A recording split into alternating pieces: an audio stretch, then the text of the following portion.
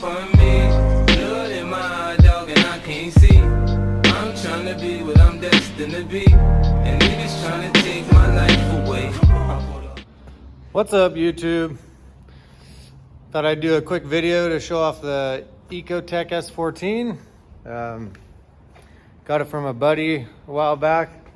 Unfinished project for the last few years. Here's another look at it. But yeah, so pretty cool swap. It's got a Chevy Cobalt SS turbo motor with a Pontiac Solstice rear-wheel drive AR5 transmission. You can see it's got a lot of go fast cool bits already, like the PBM mid-mount intercooler, got a coil rad. I believe my buddy, the last guy that had it, I believe this is from TF Works with the fan set up for like a K-swap, because all the inlet and outlet are on this side. But yeah, it's got, you know, turbo, Corvette filter. Pretty basic though. I mean, the drivetrain's gonna be relatively stock. It's got a flashed OEM ECU with a standalone harness from a shop in California that sells swap stuff for these motors for like dune buggies and stuff. So we got that chilling in here. Just trying to get all the drivetrain running and driving the car situated before we like tuck and cut and mount all that stuff. Just so if we run into any issues, you know, it's all exposed for right now. But the car itself is super clean. Had some Bondo work up on the roof that I need to address, but it needs a paint job anyways, so that's easy. Door panels and interior is a factory leather sunroof car. Door panels are nice and clean. Carpet's nice and clean. Back seat has tears up on the top, which is pretty normal. So I might get that done to have the factory look clean interior. Or back half cage so I can run harness bar and harnesses for the bucket seats. Still haven't decided yet. I do have a all black GTX status seat with leather trim. So that would look good with the factory leather seat here and the factory leather seats there, but I don't really like the idea of running buckets with a factory harness. It's just kind of weird with the seatbelt situation, and then if there's a rollover, in theory, the reclining seats will collapse without a roll bar if the roof caves in, whereas a bucket seat won't, so it's actually kind of dangerous. But yeah, dash is nice and clean. Took out the standard hydro setup for this nice IRP hidden hydro at the reservoir there. So that way when I put all this back together, it'll be nice and clean. Lots of room for the seat. Got the status wheel in. I still got to get window switches. Those are kind of hard to find. It didn't come with any. Got a stereo. Don't know if that's working or hooked up yet. Don't really know if the window regulators work and the sunroof works, you know, till I get all the new switches and the wiring situated. But other than that, back to the body. Just swapped out the trunk. The old one had a factory wing and a bunch of dents in it. So my buddy Nestor hooked me up with an OEM clean trunk. Made some mounts for it. See, I got some pins for it there. Got the battery relocated. That was pretty much already done. I just had to make a mount for it. But yeah.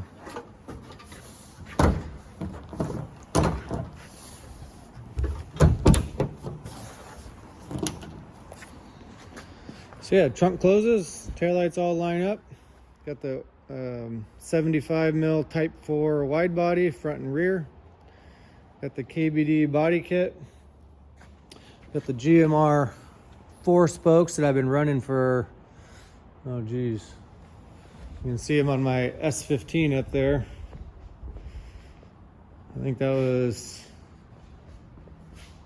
yeah, 2018. So yeah, I've been having those wheels for a long time. I really like them. A lot of people have a love-hate relationship with them, but man, they're just cool. I really like them. So yeah, KBD kit. Got the KBD rear there. The front bumper's at Shane, my teammate and good friend's shop. He's a fab guy, so when I get the car running and driving, hopefully in the next week or so, I'll take it to him and we'll actually do the front bash bar, rear bash bar.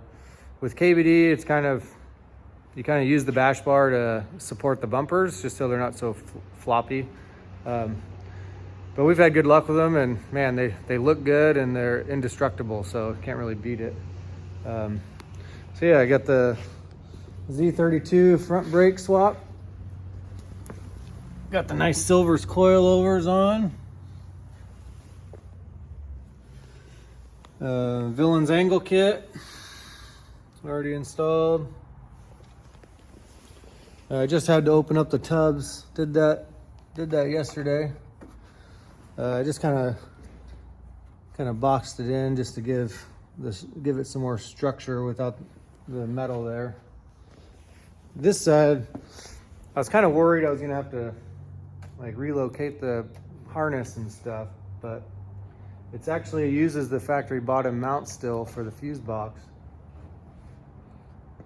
And I'm pretty sure if I come in here, I can just tab over and support the fuse box here, because it's all nice hard plastic here. It's not gonna get water inside or anything like that. So I think I'm just gonna leave it like that.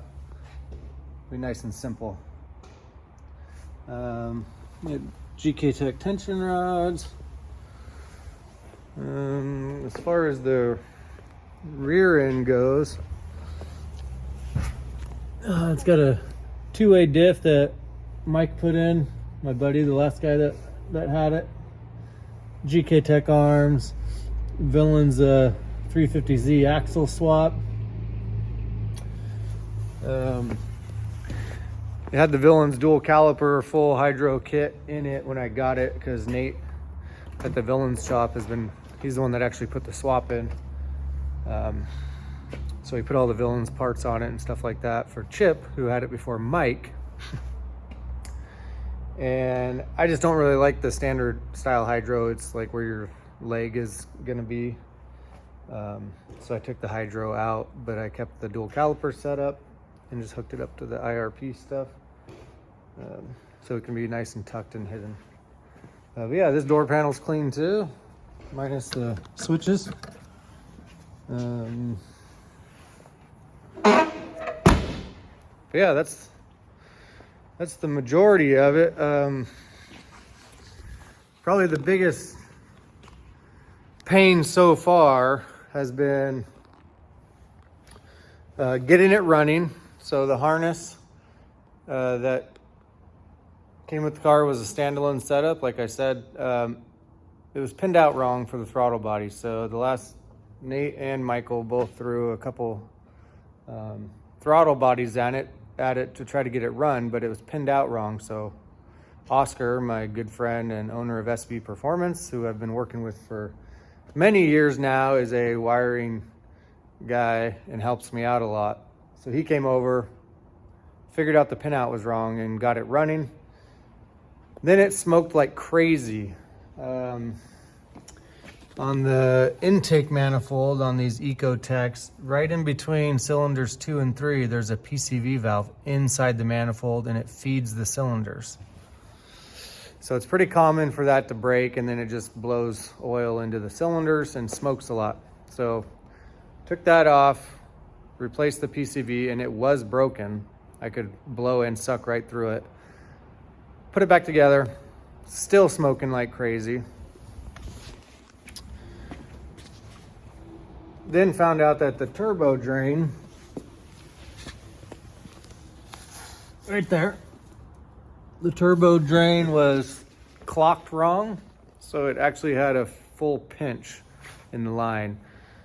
I kind of figured to look there because it was blowing so much smoke that oil was spitting out the tailpipe. And then after trying to run it and run it and run it after the PCV repair to see if it would blow the oil out and clear up, took the intake off and noticed it was dripping oil out the intake as well. Only real reason it would do that is if oil is just filling up the turbo and just spewing out both sides of the turbo center cartridge. So that's what made me think, well, if it's filling up the turbo that much, then it's probably not draining. So once we got once I reclocked the turbo drain, fired the thing up, stirred a little bit of oil, thing didn't smoke anymore. It took a while to get all the smoke out of the exhaust. I took the intake pipes off, cleaned all the oil out of those, took the intercooler off and all the intercooler piping on both sides, and literally just dumped oil out. So there was definitely a lot of oil in the system. But once I cleaned all that out, it ran for like 20 minutes, blowing smoke out the exhaust, and then cleaned up. So yay, success.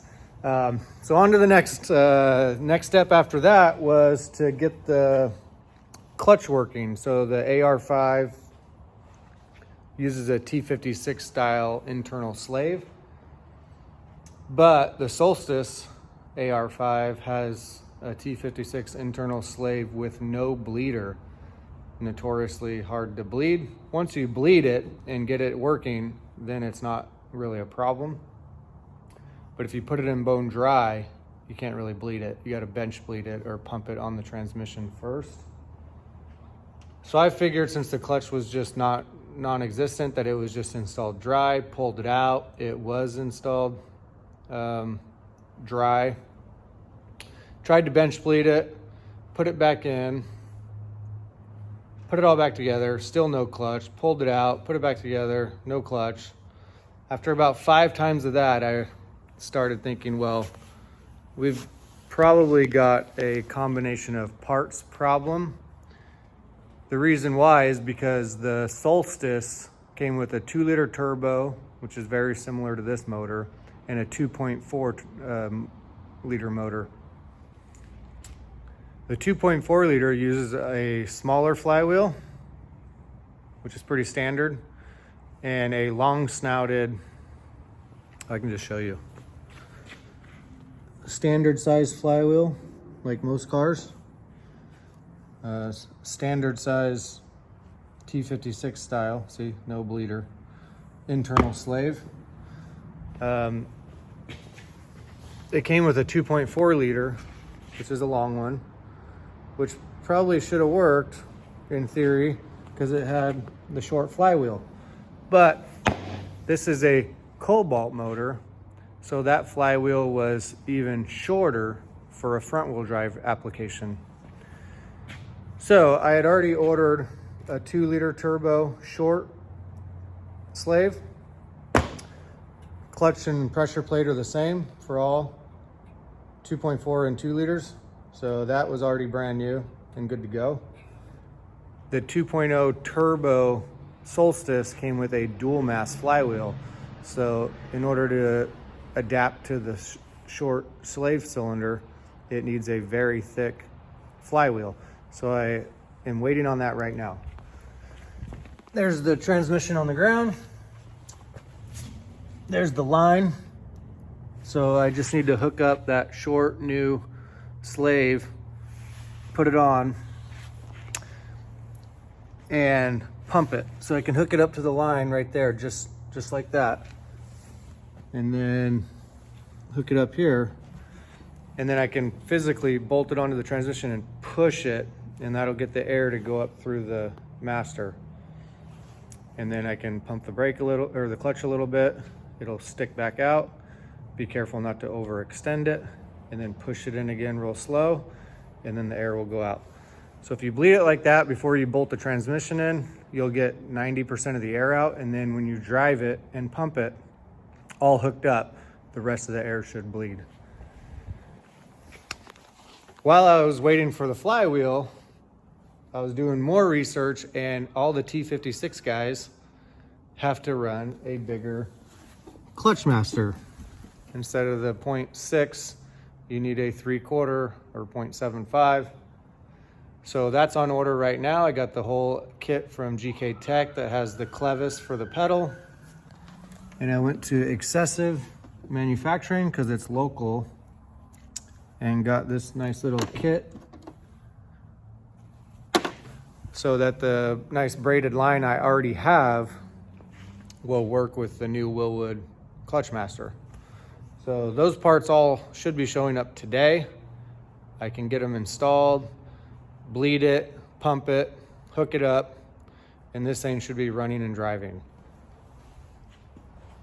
Once I get the clutch all situated and hooked up, I will probably run and drive the car, put some miles on it, see if there's any other drivability issues with it before Oscar comes back over and wraps up the wiring and tucks everything away. It will start and run and drive the way it is. I just pretty sure none of the gauges are gonna work and stuff like that, but yeah, should be good to go. I'm excited for the car. A little back history of it. My buddy Chip from Riot Factory Drift in Washington basically got with Nate from the Villains over in Walla Walla shop and partnered up with Nate to do this build because Nate and Jason have been wanting to put this swap into something for a long time. And Chip wanted a bash car to just keep at the Villains shop that was kind of low on horsepower but still cool looking, and he could just leave over there to have fun. They worked on it for about 2 years, and just, you know, here and there with running a shop and the Villains parts store and the Villains Sportsland drift events and all that, you know, just trying to squeeze it in here and there. It was just kind of difficult. So when they bailed on the project, my buddy Michael Wellborn picked it up, who just lives right down the road. And he spent about 6 or 7 months with it just on the back burner because he's got a right-hand drive Sylvia and a 350Z beater car. So again, it was just a back burner car. I'll fix it and get it done and complete all the little stuff, and just never happened. So I've been trying to buy it from Chip since him and Nate were first building it, just because I was intrigued by the swap, and you know, it's going to be a cool looking S14 no matter what. But I've always been intrigued by the swap since they started it. And now I got it from Mike, and me and Oscar are going to finish it. It will be my 2024 Villains car, so it'll get the nice Toyota Sunset Bronze paint job, all liveried up and looking good. So kind of new to this whole YouTube stuff. Bear with me as I do this. My videos might be kind of sporadic and all over the place, and I really just don't know what I'm doing. But I'm gonna try to post more content here and there, just so people can kind of see what happens behind the scenes to build a drift car, and at least the way I do it. I'm no mechanic. I'm a roofer by trade. That's my day job, is roofing. My dad's a roofer, so I grew up as a roofer, and that's what I know to make money for my family. So this YouTube stuff is just gonna be for fun. One of the ideas I had, you know, because people don't really do a lot of family photo albums and stuff anymore, is, you know, this would be cool for my kids to look back and be able to access YouTube from college or when they get older, and have families if they move away and I don't see them very often. Hopefully I do get to see them pretty often at that point, but at any time they'll be able to get on YouTube and you know, hear my voice and see me and see what's going on, and see what I was doing a lot of days when they were at school or playing video games. A lot of times they do come out here and hang out in the shop. I do have a little gym in here to exercise and work out. Basketball hoop. That's actually my son Kai's Corolla 86 in there, and that's just a little makeshift paint booth. He's got the nice body kit and Japanese style flares for it. Got his coilovers over here. Still haven't got anything for Reese yet. Sorry, sweetheart. I love you. She just hasn't really picked a car that really hits her and stands out as that's the car that I want forever. Like, that's my dream cool car. The first drift event that Kai went to at Pat's Acres, he saw Landon Williams' 86 Corolla. It's a badass car here in the Pacific Northwest. One of my favorite drift cars around of all time. You know, just love seeing it. We just saw him last weekend at Spirit Peaks. Kai and I went just to hang out with Shane and Christian and some other people. But yeah, so that's always been his dream car since the first time he saw it. So we picked one up, did a S15 NA SR swap in it from a car that I was flipping. Kept the drivetrain out of it, so we haven't finished it, but the drivetrain's bolted in.